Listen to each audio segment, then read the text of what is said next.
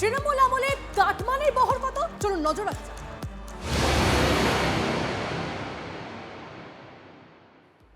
আর যে কথা বলছিলাম আপনাদেরকে, তৃণমূল আমলে এই সরকারি অনুষ্ঠান, সেখানে গান গাইতেও কাটমানি।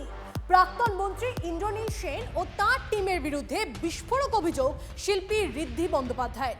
কাজ পাইয়ে দেওয়ার নামে কাটমানি নেওয়ার অভিযোগ। তোষামত করলে তবেই মিলত গান গাওয়ার সুযোগ। বলতেন 7,000 টাকা পাবি, আমাকে 2,000 ব্যাক করিস। বিস্ফোরক অভিযোগ ঋদ্ধির। শুধু তাই নয়, মিউজিশিয়ানদের কাছেও 1,000 টাকা করে কাটমানি নেওয়ার অভিযোগ করেছেন শিল্পী।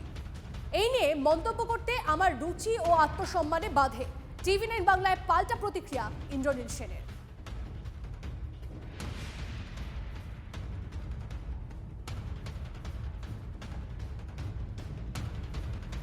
ইন্দ্রনীল ও টিমের বিরুদ্ধে বিস্ফোরক অভিযোগ শিল্পীর। কাটমানির অভিযোগ, বিস্ফোরক অভিযোগ শিল্পী ঋদ্ধি বন্দ্যোপাধ্যায়।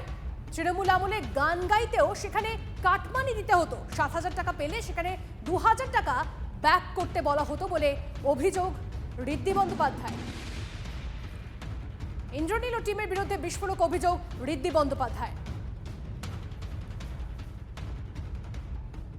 এই যে অভিযোগগুলো আপনি করছেন, আসলে অভিযোগটা কি, মূলত কি হতো? মন্ত্রী যিনি ছিলেন আমাদের গায়ক মন্ত্রী, তিনি এবং তার একটা নেক্সাস, এই যে অ্যাপস, আপনারা সাংবাদিক, আপনাদের কাছে সমস্ত কাগজপত্র থাকবে কারা গভর্নিং বডিতে ছিল, কারা অ্যাপসটা হচ্ছে তারাই করতো। কিন্তু আমাদের গায়ক মন্ত্রীর নির্দেশে তার নিচে একজন তার গুটি ছিলেন, তার নিচে আরেকজন ছিলেন। এই যেভাবে যে নেক্সাসটা চলতো, শিবাজি চট্টোপাধ্যায়, পরিমল ভট্টাচার্য, সৈকত মিত্র, কে ছিলেন না সিনিয়রিটি দিকতে, এবং জুনিয়র আর্টিস্টদের একটা লিস্ট ছিল যারা সঙ্গীত মেলাতে 6টা থেকে 7টা করে অনুষ্ঠান পেত, এবং সেই অনুষ্ঠানগুলো তাদের পাওয়ার যোগ্যতা আছে কিনা সেটা নিয়েও আমার প্রশ্ন আছে, আমার এবং আমার মতো অনেকের, কোট আনকোট। তারা মূল্যায়ন করতো অন্য শিল্পীদের, তাদের নিজেদেরই মূল্যায়ন হওয়ার প্রয়োজন, মানে তারা টাকা পেতেন ওখান থেকে, তারা প্রত্যেকটা মূল্যায়ন করতেন, তার জন্য 3,000 করে টাকা পেতেন। 2021 থেকে 2011 থেকে বলতে সাহস পাইনি, কারণ আমি তখন রুলিং পার্টির নিচে থাকি এবং আমার পাড়া পুরো ভর্তি, রুলিং পার্টি ভর্তি। এমনিতে ধরুন হোয়াটসঅ্যাপে অনেক থ্রেট কল এসছে, আমি আমার সন্তান আছে, আমি বেরোই, একটা মানুষ কী করবে তার পাশে কেউ না থাকলে? এবং তারা যখন রুলিং পার্টি, যেখানে আমাদের মন্ত্রী যিনি গায়ক, তিনি এই জিনিসটা করছেন প্রত্যেকটা শিল্পীর সাথে, কারণ হ্যাঁতে হ্যাঁ না মেলালেই সেখানে সে খারাপ হয়ে যাচ্ছে। দেখুন, শিল্পী ঋদ্ধি বন্দ্যোপাধ্যায় বিস্ফোরক অভিযোগ করছেন, আর ইন্দ্রনীল সেন বলছেন এই নিয়ে মন্তব্য করতে তার রুচি এবং আত্মসম্মানে বাধে। পলিটিক্যাল রিয়াকশন পেয়েছি আমরা, কে কি বলেছেন, কোন পক্ষ কি বলেছেন শোনাবো।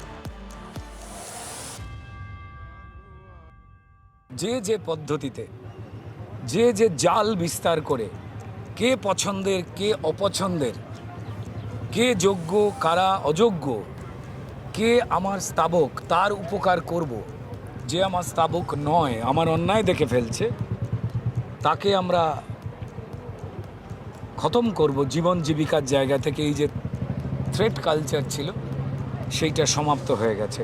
একসঙ্গে আমাদের ভালোর পক্ষে, আলোর পক্ষে লড়াই করার সময়, কাজ সাজাবার সময়।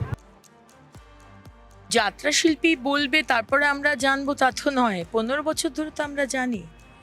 আজকে তৃণমূলের ভিত্তিটাই হচ্ছে কাটমানি, আর সম্পদ হচ্ছে দুর্নীতিগ্রস্ত দুষ্কৃতিবাজ লোকরা, তারা সম্পদ ছিল।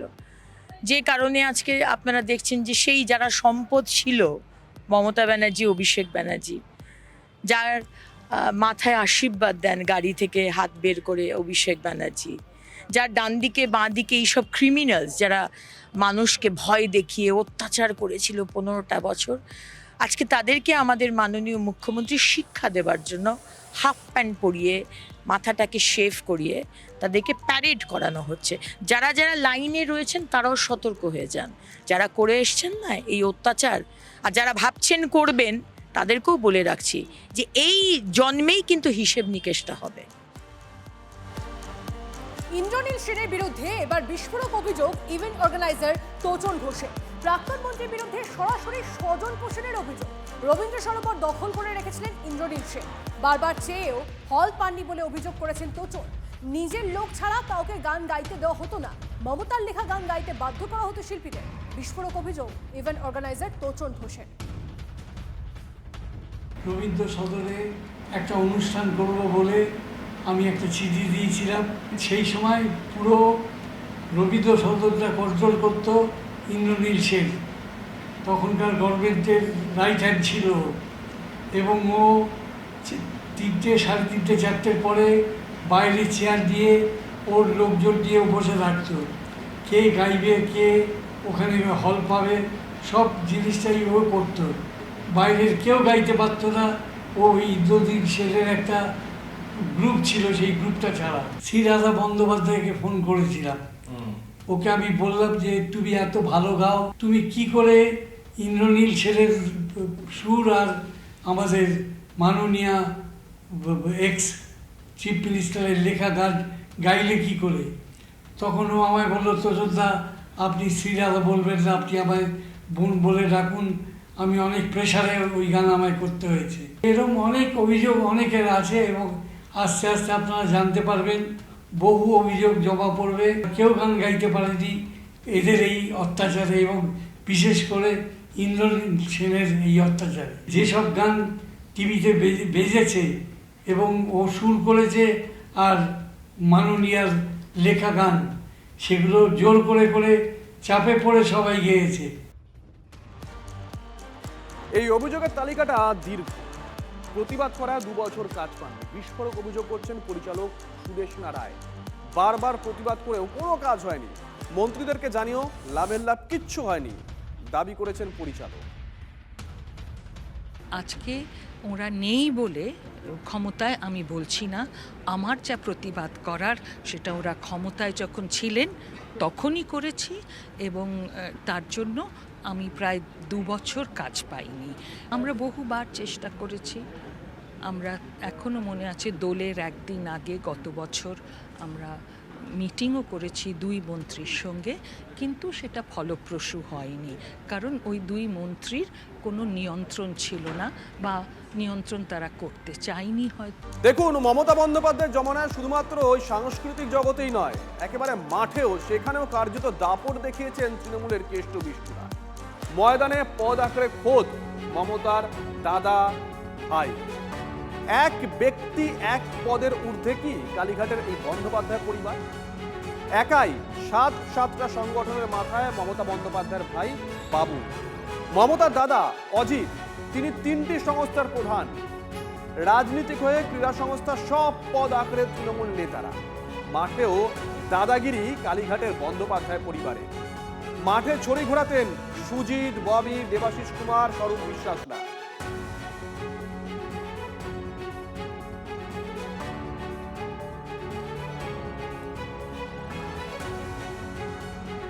এক আইএফএতে এই বিভিন্ন জায়গায় এদেরকে যোগ্য লোককে সরিয়ে প্রয়োজনে নতুন পদ ক্রিয়েট করে এদেরকে ঢোকানো হয়েছিল।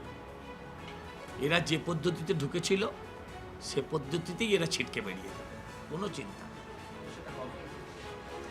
তারা, আমরা এর মধ্যে নাক গলাবো না, ও সংস্থাই করে নেবে। এগরায় তৃণমূল পঞ্চায়েত সদস্যকে গণধোলাই। সাধারণ সভার পরই দেশবন্ধু পঞ্চায়েতে উত্তেজনা।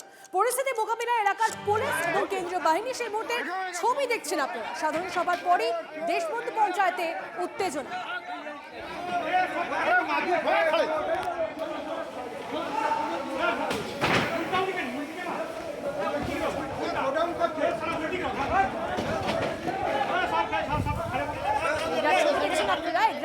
তৃণমূল পঞ্চায়েত সদস্যকে গণধোলাই। সাধারণ সভার পরই দেশবন্ধু পঞ্চায়েতে উত্তেজনা। পরিস্থিতি মোকাবিলায় এলাকার পুলিশ ও কেন্দ্রীয় বাহিনী। ছবি আসছে একের পর এক। ছবিটা দেখুন, উত্তেজনা, পুলিশ এবং কেন্দ্রীয় বাহিনী গিয়ে পরিস্থিতি নিয়ন্ত্রণের চেষ্টা। এগরায় তৃণমূল পঞ্চায়েত সদস্যকে গণধোলাই। সাধারণ সভার পরেই দেশবন্ধু পঞ্চায়েতে উত্তেজনা। এলাকায় পৌঁছয় পুলিশ এবং কেন্দ্রীয় বাহিনী। সেই মুহূর্তের ছবি দেখছেন যখন পুলিশ এবং কেন্দ্রীয় বাহিনী গিয়ে পরিস্থিতি মোকাবিলার চেষ্টা করে, পরিস্থিতি নিয়ন্ত্রণে আনার চেষ্টা করে। সেই ছবি দেখছেন। কনিষ্ক আমাদের প্রতিনিধি আমাদের সঙ্গে রয়েছে। কনিষ্ক, কোন অভিযোগে এই তৃণমূল পঞ্চায়েত সদস্যকে গণধোলাই? দেখো, এগরা 2 নম্বর ব্লকের এই দেশবন্ধু গ্রাম পঞ্চায়েতের আজকে সাধারণ সভা ছিল। সেখানে বিজেপি এবং তৃণমূলের সদস্যরা উপস্থিত হয়। মূলত যেটা বিজেপি কর্মী সমর্থক সহ এলাকার গ্রামবাসী তারা অভিযোগ তোলে যে দিনের পর দিন সরকারি যেসব কাজকর্ম সুযোগ সুবিধা থেকে দীর্ঘদিন এলাকার মানুষকে বঞ্চিত করা হয়েছে, স্বজন পোষণ করা হয়েছে, এই সহ একাধিক পঞ্চায়েতের কাজের অনিয়মের জন্যই কিন্তু রীতিমতো মানুষজন খেপে যায়। প্রথমে এলাকাবাসীরা তারা ক্ষোভ বিক্ষোভ শুরু করে এবং তৃণমূল যারা পঞ্চায়েত সদস্য রয়েছে বা তৃণমূল কর্মী সমর্থক ছিল তাদেরকে উদ্দেশ্য করে দেখতে পাচ্ছি কনিষ্ক, ধন্যবাদ। দেখুন, বাংলা একটা প্রবাদ বেশ প্রচলিত, দ্বার কাকে স্বাদ হলো কোকিলা সাজ। রাজ্যে এখন অনেক দ্বার কাকে ছড়াছড়ি, যারা পুরুষ হয়েও দিনের পর দিন নিয়ে গেছে লক্ষ্মীর ভান্ডারের টাকা। মুখ্যমন্ত্রী দেওয়া ক্লু ধরে কান টানা হয়েছে, তদন্ত এগোচ্ছে মাথার দিকে, আর সামনে একের পর এক চমকে দেওয়ার মতন তথ্য। এই মুহূর্তে লক্ষ্মীর ভান্ডার পাচ্ছেন রাকিবুল শেখ, তার পিতার নাম মনসুর শেখ, তার বাড়ি হচ্ছে শিয়ালমারা, পোস্ট হচ্ছে বহরমপুরের রাদারঘাট। যে কর্মসূচি মহিলাদের জন্য, সেই কর্মসূচিতেও ভেজাল এবং বেনজল ভেরিফিকেশন না থাকার ফলে ঢুকে বসে আছে। অন্নপূর্ণা ভান্ডারের ফর্ম প্রকাশের সাংবাদিক সম্মেলনে সূত্রটা ধরিয়ে দিয়েছিলেন রাজ্যের মুখ্যমন্ত্রী শুভেন্দু অধিকারী। কিছুক্ষণের মধ্যে আমরা পৌঁছে গিয়েছিলাম রাকিবুলের বাড়ি। পুরুষের অ্যাকাউন্টে লক্ষ্মীর ভান্ডার। রাকিবুল এমন ভাব করেছিলেন যেন সব দোষ সরকারের। যদি যাচাই করে, হয়তো আমার নাম হয়তো এসছে, ঠিকই আছে, কিন্তু এটা যদি যাচাই করে তা প্রত্যেকেই দুর্নীতি এই সরকার থাকাকালীন। এই সরকার দুর্নীতি বলে আপনিও সেখানে অংশগ্রহণ? আমি অংশগ্রহণ করিনি, এসছে কিভাবে এসছে আমি নিজেও জানি না।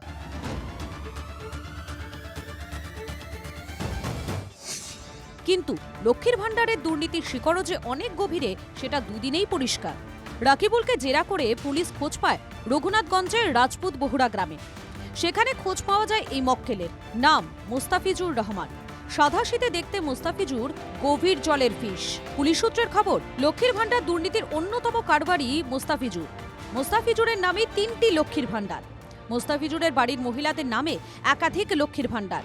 প্রায় 60 জনকে লক্ষ্মীর ভান্ডার করিয়ে দেয় মোস্তাফিজুর, যাদের মধ্যে অধিকাংশই পুরুষ। কটা অ্যাকাউন্টের নিতে লক্ষ্মীর ভান্ডার? ওটা এখন বলতে পারবো না। কটা অ্যাকাউন্টের নিতে? ওটা পাচ্ছি না বলতে হবে। আপনি নিয়েছিলেন কেন লক্ষ্মীর ভান্ডার? তো আমি ওটা কি করে হয়েছে আমি ওটা বলতে পারবো না। অ্যাকাউন্টে তুমি নিতে? তোমার স্ত্রীর 3টি অ্যাকাউন্ট, কেন নিতে এত লক্ষ্মীর ভান্ডার? হ্যাঁ কেন? তুমি একজন পুরুষ হয়ে কিভাবে লক্ষ্মীর ভান্ডার নাও? কিভাবে নিতে? কতগুলো টোটাল অ্যাকাউন্টে নিতে? টোটাল কতগুলো অ্যাকাউন্টে নিতে? মুখ্যমন্ত্রীর আশঙ্কা, রাজ্যে প্রায় 30 লক্ষ ভুয়ো লক্ষ্মীর ভান্ডার অ্যাকাউন্ট আছে। যে অ্যাকাউন্ট চালু থাকলে বছরে প্রায় 5,400 কোটি টাকা অপচয় হতো রাজ্যের কোষাগার থেকে। ও আরো অনেককেই এরকম মানে ফোর্সড এই কাগজ করে দিয়েছে। এখন ও বলছে আমি অনেক কিছু করেছি, হ্যাঁ আমাকে সুযোগ দেন, আমি সমস্ত কিছু সাহায্য করবো। এর অ্যাপ্রোপ্রিয়েট অথরিটি হচ্ছে বিডিও। বিডিও যদি কাউকে আইডেন্টিফাই করে যে হ্যাঁ অমুককে টাকা দেওয়া যাবে অথবা দেওয়া যাবে না, সেটা তো বিডিও দেখেছিলেন। তো সুতরাং আমার মনে হয় প্রপার ইনভেস্টিগেশন করলে যারা মূল কালপ্রিট তাদের নামগুলো বেরিয়ে আসবে। কান টানা হয়েছে, মাথার খোঁজও শুরু হয়ে গেছে। পুলিশের অনুমান চক্রান্তের শিকড় আরো গভীরে। এই জালিয়াতি চক্রের পিছনে আরো বড় মাথা আছে মনে করছে পুলিশ। ক্যামেরায় সিদ্ধার্থের সাথে কৌশিক, TV9 বাংলা।